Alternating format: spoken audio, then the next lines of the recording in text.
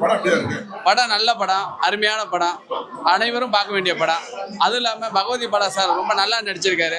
அதுவும் இல்லாமல் வைகாசி பொந்தாச்சி ரவி அருமையாக நடிச்சிருக்கா அப்படி. அது இல்லாமல் கொட்டாச்சி, அதுக்கப்புறம் வட காமெடி இன்னும் சூப்பராக இருக்கு. படம் நல்ல படம், எல்லாரும் பாருங்க, தேட்டர் வந்து பாருங்க. இது வந்து சஸ்பென்ஸ் த்ரில்லர் படம். யார் என்ன செய்யறாங்கன்னு தெரியல, நாங்களும் குழப்பத்தில் தான் இருக்கோம். கடைசியில் படம் முடியும் போது தான் தெரியும் எங்களுக்கு. ஓகே, படம் நல்லா வந்திருக்குது. என்ன ஒரு கிரேட்டுனாக்கா, அந்த ஃபாரின்ல எடுத்த காட்சிகள் எல்லாம் ரொம்ப பளிச்சுன்னு இருக்குது.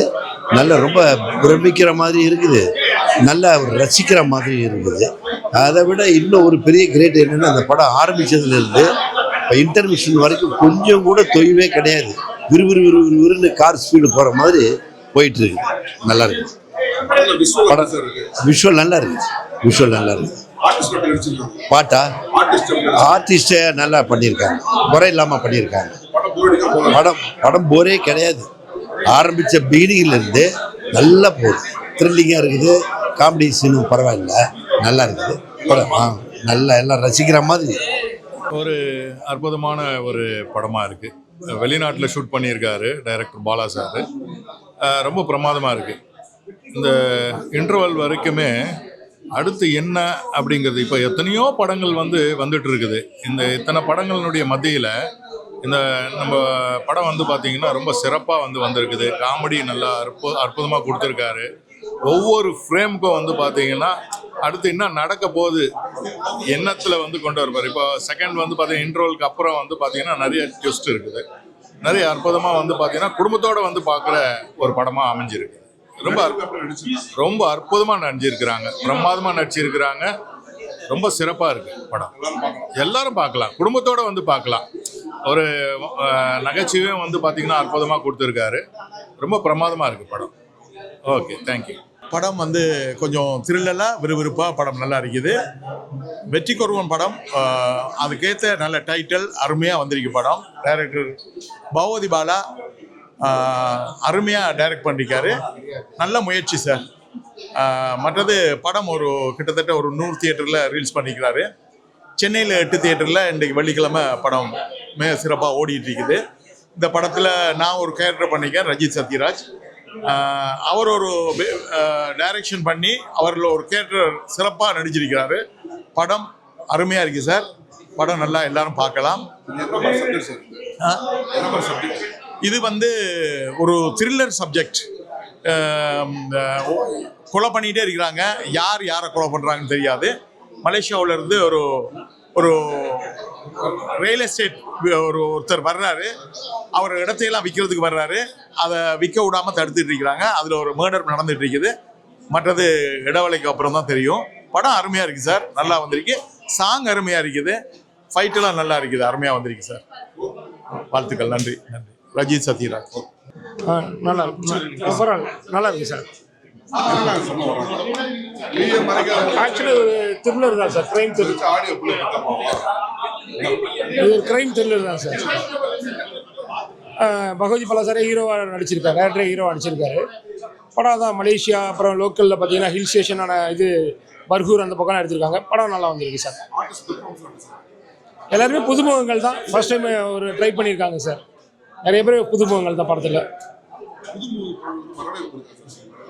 தியேட்டரில் புதுமுகங்கள் படங்களுக்கு வரவேற்பு இல்லை. படம் ரொம்ப நல்லா இருக்குன்னு மக்கள்கிட்ட போய் போனால் மட்டும்தான் உள்ள ஆடியன்ஸே வர்றாங்க, இல்லைன்னா ரொம்ப சிரமமாக தான் சார் புதுமுகங்களுக்கு. படம் கொஞ்சம் ஸ்லோவான படம் தான் சார். அதாவது த்ரில்லர் தான், கொஞ்சம் சில இதெல்லாம் இருக்குது, குறைகள்லாம் இருக்குது. ஆனால் படம் ஒரு த்ரில்லிங் இருக்குது, ஒரு த்ரில்லர் இருக்குது, பார்க்குற மாதிரி இருக்குது சார். எல்லோரும் பார்க்கலாம் சார், எல்லோரும் பார்க்கலாம். Okay sir, okay sir.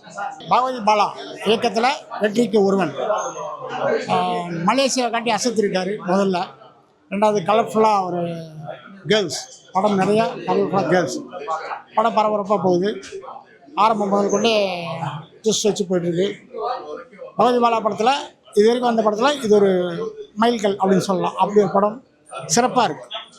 வெற்றிக்கு ஒருவன் படம் அருமையான படம், நல்ல படம். நாங்கள் 10:30 மணிக்கெலாம் காத்திருந்து இந்த படம் பார்க்குறேன். டைரக்டரு பகவதி பாலா டைரக்டரு நிறைய படங்கள் எடுத்து வெற்றி கொடுத்துக்கிட்டு இருக்காங்க.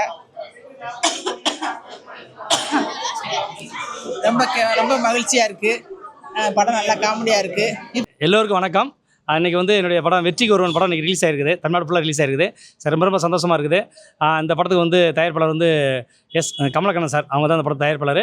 எஸ்கே ஃபிலிம் சார்பாக அந்த படம் இன்றைக்கி வெளியிட்ருக்குறோம். இது வந்து எனக்கு வந்து 16ஆம் படம் என்னோடய டைரக்ஷனில். என்னோடய படம் இது 16ஆம் படம். போன வருஷம் இதே நாளில் வந்து விடிஞ்சா எனக்கு கல்யாணம் ஒரு படம் ரிலீஸ் பண்ணேன். ஸோ நல்லா போச்சு. அதுமாதிரி இந்த படமும் ஆடியன்ஸு தமிழ்நாடு ஃபுல்லாக நல்ல காலிலேருந்து ஃபோன் வருது, நல்ல ரிசல்ட்டு, ரொம்ப சந்தோஷமாக இருக்குது. இந்த படம் வந்து ஒரு உண்மை கதையை தழுவி தான் எடுத்தேன்.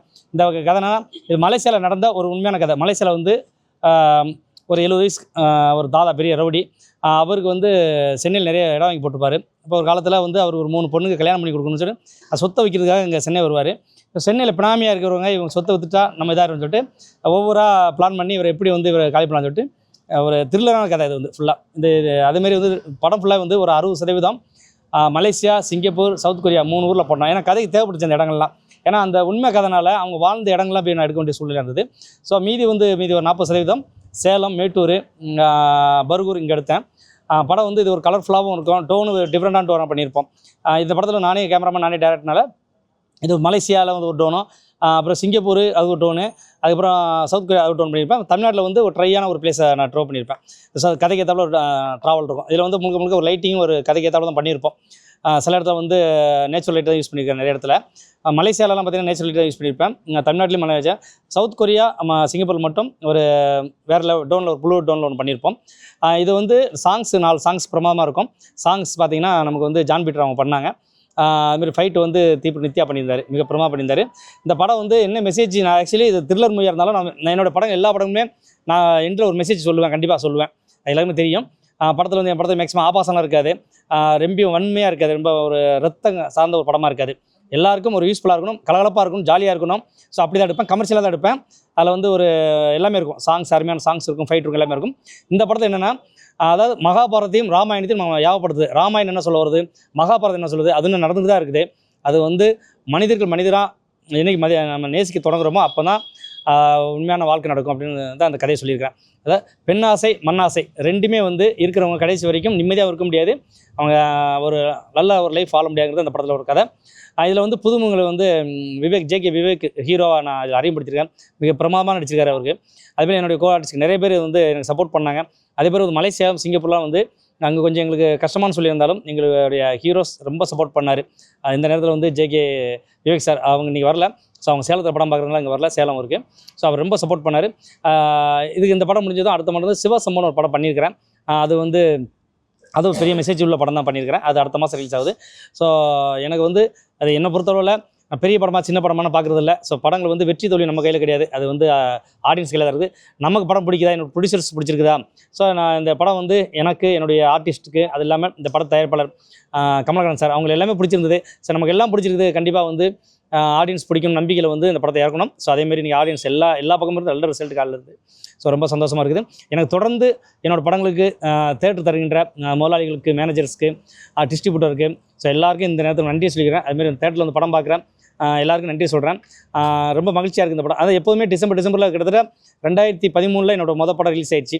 ஸோ இது வரைக்கும் டிசம்பரில் ஏதாவது கண்டிப்பாக ஒரு படம் ரிலீஸ் பண்ணிடுவேன். அது அன்றைக்கி வந்து தலைவரோட பிறந்தநாள். நான் வந்து ரொம்ப ரஜினி ரசிகர்னால தலைவரோட பிறந்தநாள். ஸோ இந்த படத்தை எப்படியாவது இந்த தேட்டரில் கொண்டு வரணும் ரொம்ப போராடணும். ஸோ அதுமாரி கொண்டு வந்துட்டோம். ஸோ டிசம்பர் போன வருஷம் 13ஆம் தேதி விடிஞ்சான் கல்யாணம் ரிலீஸ் ஆச்சு. அதில் நல்லா போச்சு. ஸோ இப்படியே வருஷத்துக்கு 2 படம் என்னால் முடிஞ்ச அளவு. அதுக்கு வந்து காரணம் என்னென்னா என்னுடைய நண்பர்கள் தான், சுற்றி இருக்க நண்பர்கள் தான். இவ்வளோ படம் வந்து நான் வந்து சின்ன பட்ஜெட்டில் பண்ணாலும் எனக்கு ஃபுல்லாக கோஆப்ரேட் பண்ணி படம் ரிலீஸ் வரைக்கும் சப்போர்ட் பண்ணுற இவங்க என்னை சுற்றி இருக்கிற எல்லா நண்பர்கள் தான். நண்பர்கள் இல்லாமல் என்னால் வர முடியாது. ஸோ அதனால் வந்து நான் இவ்வளோ ஒரு வருஷத்துக்கு 2 படம் ரிலீஸ் பண்ணுறதுக்கு எனக்கு முழுக்க நண்பர்கள் தான் மெயின் காரணம். ஏன்னா நல்லா சப்போர்ட் பண்ணுவாங்க. சின்ன பட்ஜெட் எடுப்போம், சின்ன ஒரு கதையை மட்டும் ரெடி பண்ணிவிட்டு கதையை வந்து எதுக்கு மாற்றாமல் ஸோ நல்லா பண்ணிகிட்ருக்குறோம். இந்த படம் வந்து உங்கள் சார்பாக அதுமாரி மீடியா ரொம்ப சப்போர்ட்டாக இருக்கும். எனக்கு எல்லா மீடியாவுமே என்னுடைய படங்களுக்கு நல்ல, அதாவது இன்றைக்கி வந்து பேமெண்ட் அதிகம், பெரிய கம்பெனினா நல்ல அமௌண்ட் வச்சு நிறைய செலவு பண்ணுவாங்க. அப்படி கிடையாது. எனக்கு மீடியா வந்து எனக்கு நண்பர்களாக இருக்கிறதுனால எல்லாருமே ஸோ எனக்கு நல்லா ப்ரொமோஷன் பண்ணுறாங்க. ஸோ அவங்க ப்ரொமோஷனால தான் இன்றைக்கி இந்த அளவுக்கு எனக்கு தேட்டரும் கிடைக்குது, இந்த அளவுக்கு நான் படமும் பார்க்குறேன். சார் இந்த அளவு வந்து என் படம் வெற்றி அடையுது. இந்த படம் வந்து எனக்கு வந்து தொடர்ந்து என் படம் எல்லாமே ஏன்னா வணிக ரீதியான வெற்றி தான். எனக்கு மக்கள்கிட்ட பேசப்படுறதே இல்லையோ ஸோ வணிக ரீதியான படம் எல்லாமே வெற்றி அடைஞ்சிருக்கு. அது ரொம்ப சந்தோஷமாக இருக்குது. அடுத்தடுத்து படங்கள் பண்ணுறதுக்கும் ஊக்கமாக இருக்குது. என்னோடய படம் எப்போதுமே ஒரு ரத்தம் சம்மந்தப்பட்டதோ ஒரு ஆபா சம்மந்தப்பட்டதோ இருக்காது. முழுக்க நல்ல கதையாகவும் நல்ல ஒரு மெசேஜ் தான் கொடுப்பேன். ஸோ தொடர்ந்து கொடுத்துக்கிட்டு இருக்கிறேன். ஸோ உங்கள் அனைவருக்கும் இது சார்பாக வந்து என் படம் பார்க்குற அனைவருக்கும் இன்றைக்கி வந்து என்னோடய படங்களை பார்த்துட்டு நிறைய பேர் யூடியூப்பில் பார்த்துட்டு, ஓடிடியில் பார்த்துட்டு, அப்புறம் செகண்ட் ரிலீஸ் ஆகும் தேட்டரில் பார்த்து நிறைய பேர் ஃபோன் பண்ணி சொல்லுவாங்க. அது ரொம்ப சந்தோஷமாக இருக்கும். அந்த ஷூட்டிங் ஸ்பாட்டில் ரொம்ப வந்து நமக்கு கஷ்டங்கள் நிறையா இருக்கும். அது வந்து இவங்க வந்து சொல்லும் போது சார் படம் பார்த்து இந்த சீன் நல்லா இருக்குது, அந்த சீன் நல்லா இருக்கும்போது அவ்வளோ சந்தோஷமாக இருக்கும். இந்த படம் கூட ரொம்ப கஷ்டப்பட்டு தான் எடுத்தோம். ஏன்னா அது ஒவ்வொரு ஊர் ட்ராவல் பண்ணும்போது அவ்வளோ கஷ்டமாக இருக்கும். மலேசியாலாம் கொஞ்சம் நிறைய ப்ராப்ளம் இருந்தது. ஸோ அதெல்லாம் வந்து நீங்கள் படம் பார்த்துட்டு ஒவ்வொருத்தர் சொல்லும் போது சார் மலேசியாவில் அந்த சீன் சூப்பராக இருக்குது சார், இந்த சீன் சூப்பராக இருக்குது சார் சொல்லும் போது அவ்வளோ ஹேப்பியாக இருக்குது.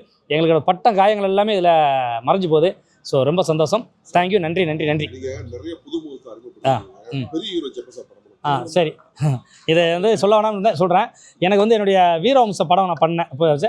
அப்போ அந்த ப்ரொடியூசர் வந்து எனக்கு வந்து விஜய் ஆண்டனியோட கூப்பிட்டு போய் கதை சொல்ல சொன்னாங்க. அப்போ நான் வந்து சார்ட்டு சொன்னேன். அவர் என்னாரு, சரி எப்போ ஆரம்பிங்களா? நான் சொன்னேன் சார் புதுமுக வச்சு 4 படம் போயிட்டு இருக்குது, எனக்கு ஒரு வருஷம் டைம் வேணும் அப்படி கேட்டேன். அவர் சிரிச்சு சொன்னார், இதை தான் வர வைக்கிறேன், முதல்ல வந்து சின்ன படங்கள் ஜெயிச்சுட்டு வாங்க, நம்ம இப்போ பெரிய ஆளை வச்சு எப்போ பண்ணிடலாம், சின்ன படங்களில் சின்ன ஆளை வச்சு பண்ணுறது சாத்தியம் கிடையாது பண்ணுறேங்கண்ணா. ஸோ எனக்கு 2 பெரிய பெரிய ஹீரோஸ் டேட் வந்துச்சு. நான் அவங்கள பேசினேன். ஆனால் வந்து நான் கமிட் பண்ணிடுறேன் 3-4 படம் டக்குனு கமிட் பண்ணும்போது என்னை நம்பி வந்து நிறைய ப்ரொடியூசர்ஸ் வந்து பணம் போடுறதுனால பெரிய படம் கமிட் பண்ணிட்டேன்னா இது முடியாது.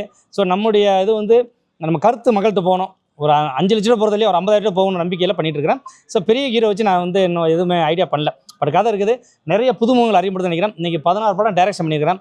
16 படத்தையும் 16 புதுமுகங்கள் ஹீரோ தான் பண்ணியிருக்காங்க. இன்றைக்கி அவங்க வந்து பெரிய பெரிய படங்களில் செகண்ட் ஹீரோ 2வது ஹீரோ அப்படிலாம் பண்ணுறாங்க. சந்தோஷம். அதுமாதிரி நிறைய, அதாவது ஹீரோ ஹீரோயின் மட்டும் தான் புதுசாக இருப்பாங்க. மற்ற கேமரா ஸ்டார்ஸ் எல்லாமே வந்து ஆர்டிஸ்டாக தான் இருப்பாங்க. மேக்ஸிமம் என் படத்தில் எல்லா ஆர்டிஸ்ட்டுமே நடிச்சிருப்பாங்க. ஸோ அதுதான் என்னுடைய இது. Thank you sir. நன்றி சார். நன்றி சார். தேங்க்யூ.